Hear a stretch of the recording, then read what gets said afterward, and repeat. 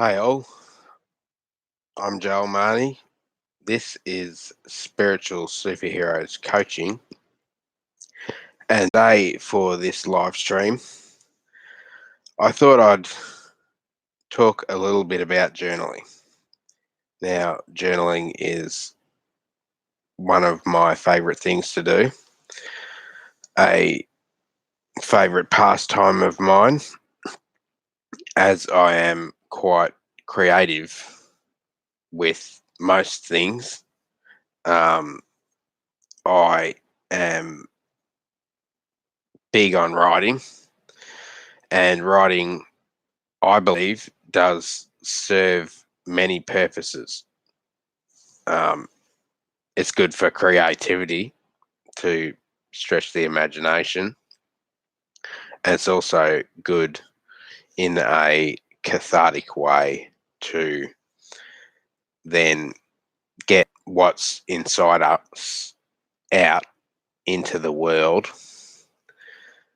and relieve what may be causing us some stress.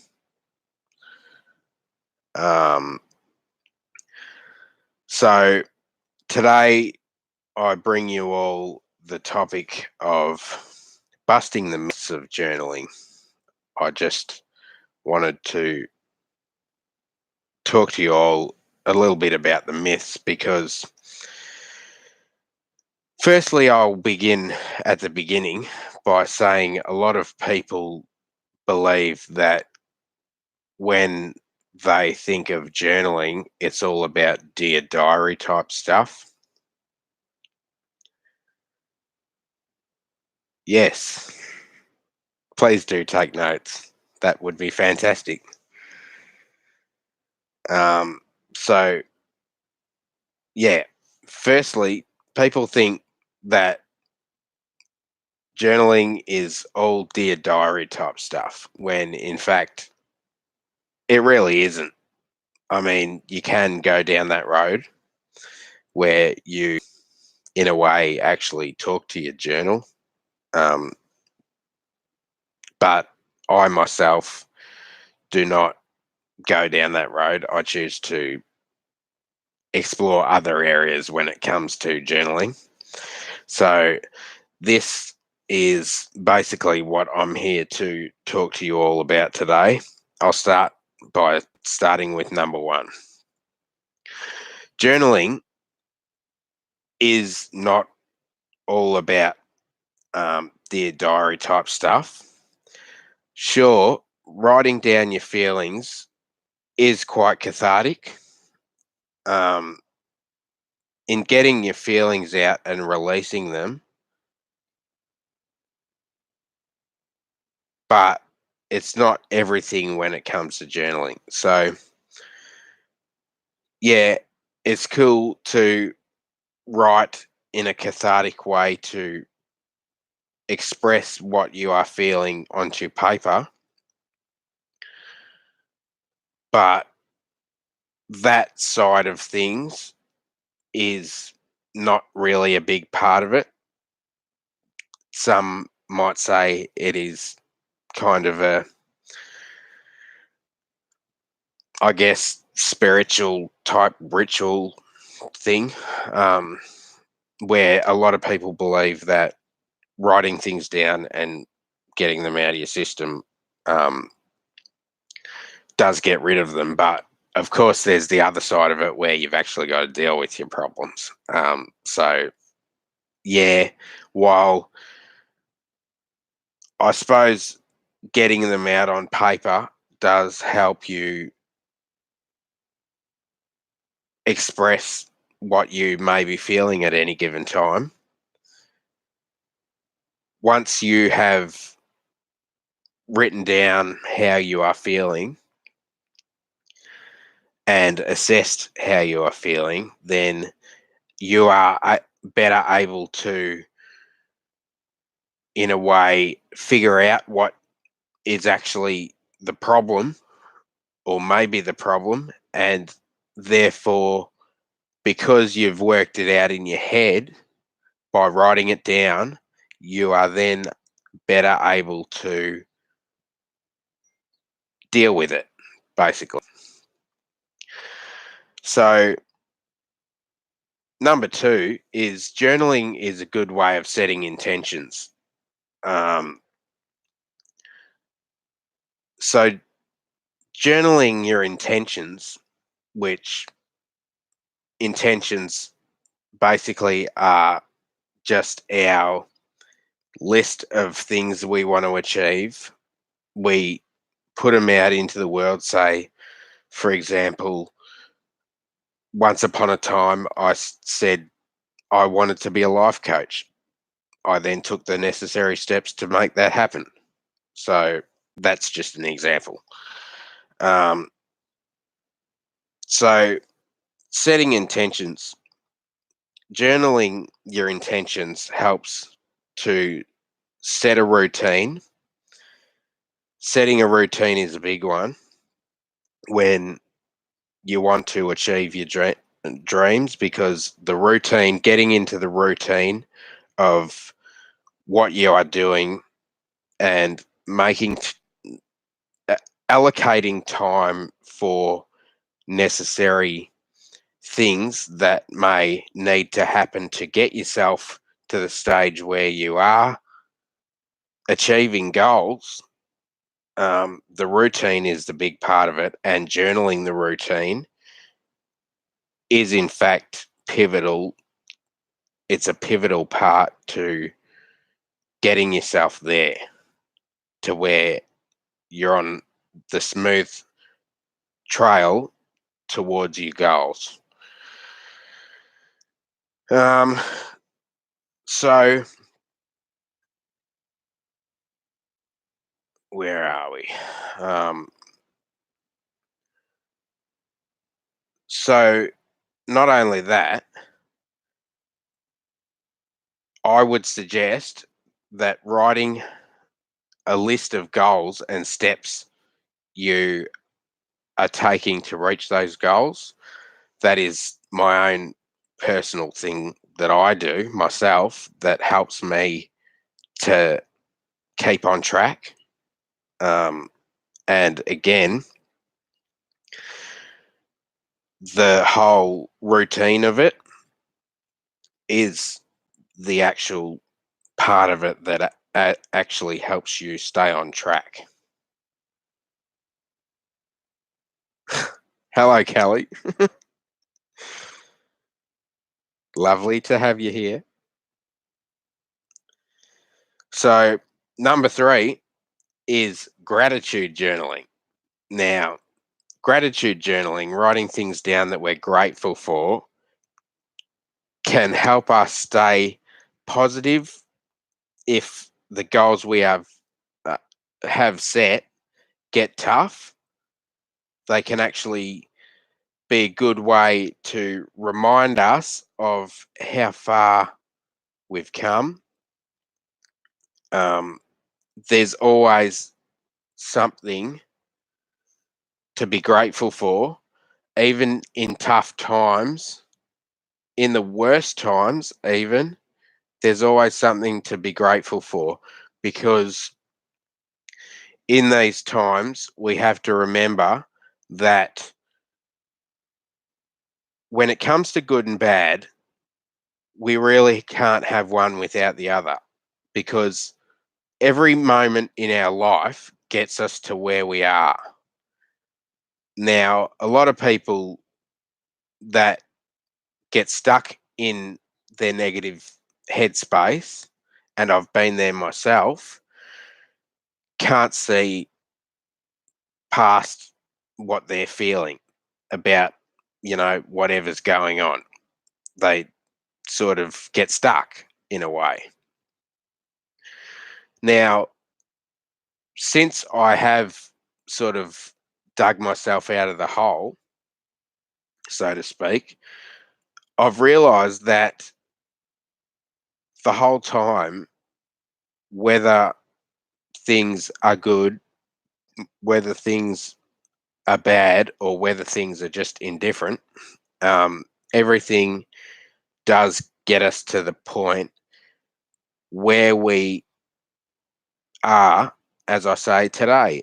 So gratitude journaling for me is one of the important ones because in tough times, as I said, it's important to write down things that we're actually grateful for when we do get stuck, because then we will then be reminded of what we in fact have to smile about. Basically, when we can't smile, looking back on those things that we are actually grateful for could be the simplest things, like maybe a flower that smelt nice, or a puppy that we've seen that was kind of cute. Um, so little things like that, writing down little things to be grateful for is important. Now, I mentioned this one before when I began, creative journaling. Now, creative journaling is probably one of my favorites, always has been. Creative journaling is good for the imagination, and in a manifestation process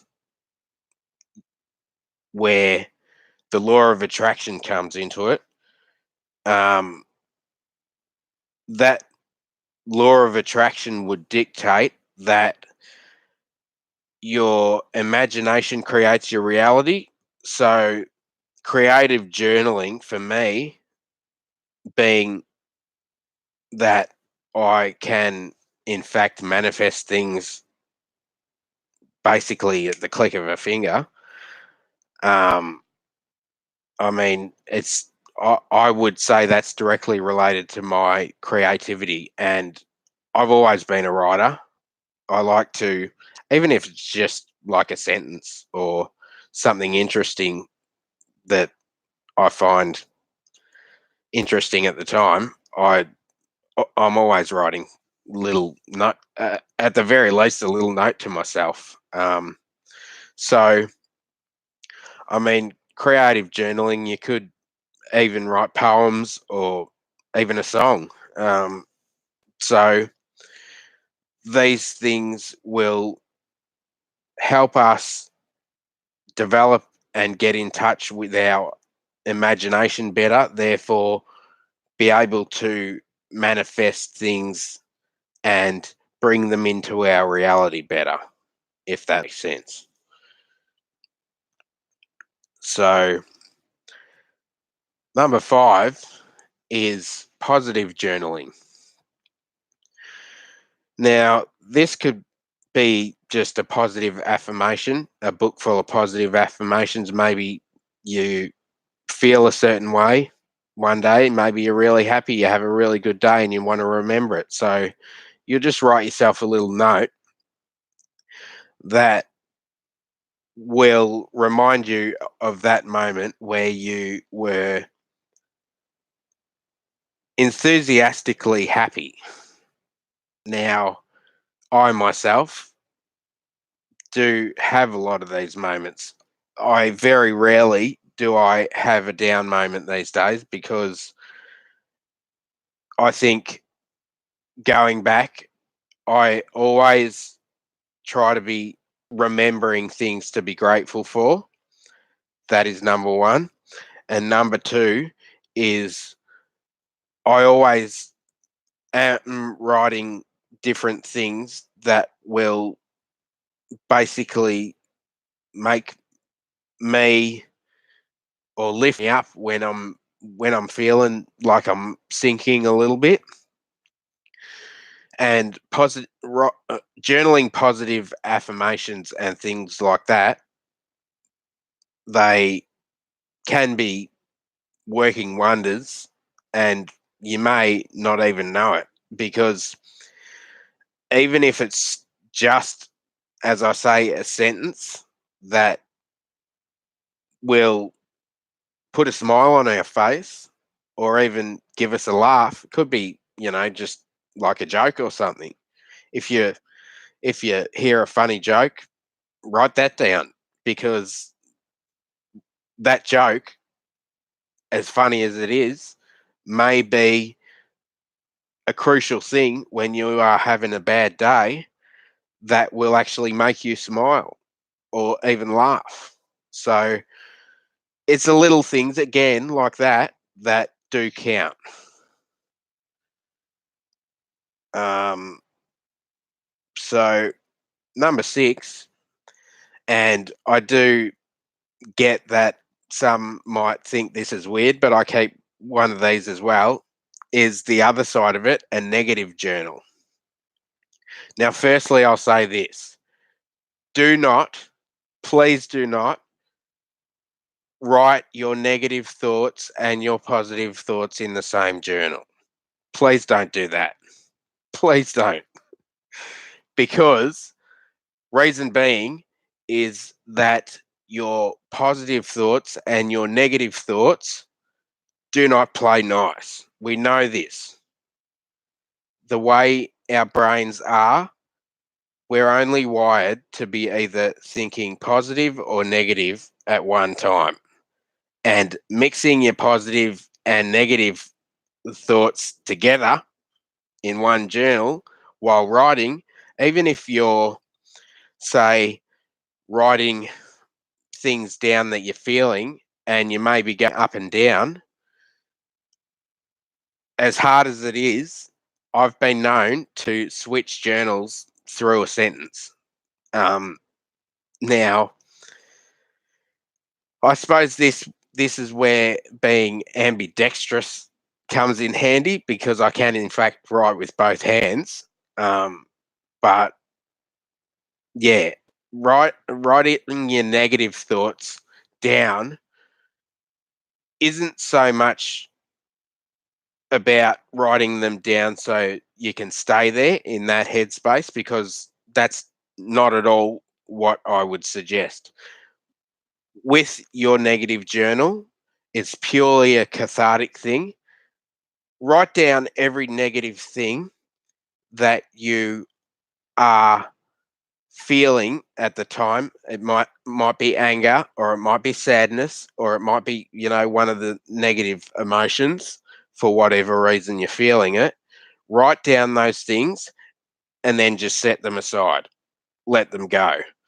Maybe spend a little time on figuring out why you're feeling these things, or write down why you're feeling those things, just so you can properly, again, help you get your head around how you're feeling. But don't spend too much time with these feelings because they will stay with you. So it's purely a cathartic thing. Write them down, assess them, and let them go. Let them go outwardly and let them leave your system. Negative journaling, I can't say it enough, is purely a cathartic thing to get all the negativity out of your system. So, last but not least, number 7, and this is probably, again, one of my favorite ones. I like all sorts of journaling, but this happens to be one of my favorites.